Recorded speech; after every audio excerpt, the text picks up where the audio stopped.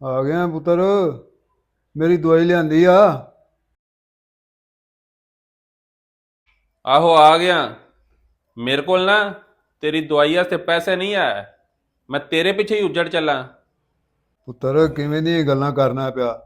ਮੈਂ ਦਵਾਈ ਦਾ ਤੇ ਤੈਨੂੰ ਆਖਿਆ ਬੱਚਿਆ। ਓ ਬਾਬਾ, ਐਵੇਂ ਮੇਰਾ ਦਿਮਾਗ ਨਾ ਖਰਾਬ ਕਰ। ਚੁੱਪ ਕਰਕੇ ਨਾ ਤੇ ਲੰਮਾ ਪੈ। ਸ਼ਮੀਮ, ਆ ਪਾਣੀ ਤੇ ਮੇਰੇ ਵਾਸਤੇ ਲਿਆ ਜ਼ਰਾ।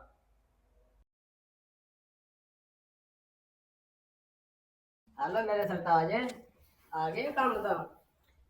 ਹਾਂਜੀ, ਤੇ ਕਿੱਥੇ ਟੁਰ ਗਈ ਸਾਂ? ਇੰਨੀ ਦੇਰ ਹੋ ਗਈ ਮੈਨੂੰ ਆਇਆ ਨੂੰ। और मैं की करना ही मेरे सरताज, ਤੁਹਾਡੇ ਵਾਸਤੇ ਨਿੱਕੇ ਪਾਵੇ ਵੀ ਬਣਾਣੀ ਸਾਂ। ਅੱਛਾ, ਤੂੰ ਮੇਰਾ ਇੰਨਾ ਹੀ ਖਿਆਲ ਕਰਨੀ ਹੈ? ਮੈਂ ਪਾਣੀ ਬਾਅਦ ਵਿੱਚ ਪੀਵਾਂਗਾ।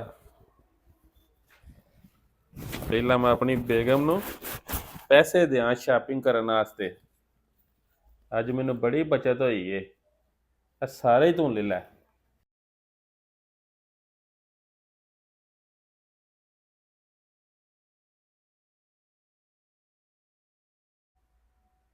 ਮੈਨੂੰ ਤੇ ਆਂਦਾ ਸੀ ਪੈਸੇ ਕੋਈ ਨਹੀਂ ਮੇਰੇ ਕੋਲ ਤੇਰੀ ਦਵਾਈ ਵਾਸਤੇ, ਤੇ ਬੀਬੀ ਨੂੰ ਹੁਣ ਮੈਂ ਦਥੀਆਂ ਫੜਾਣ ਡੇ।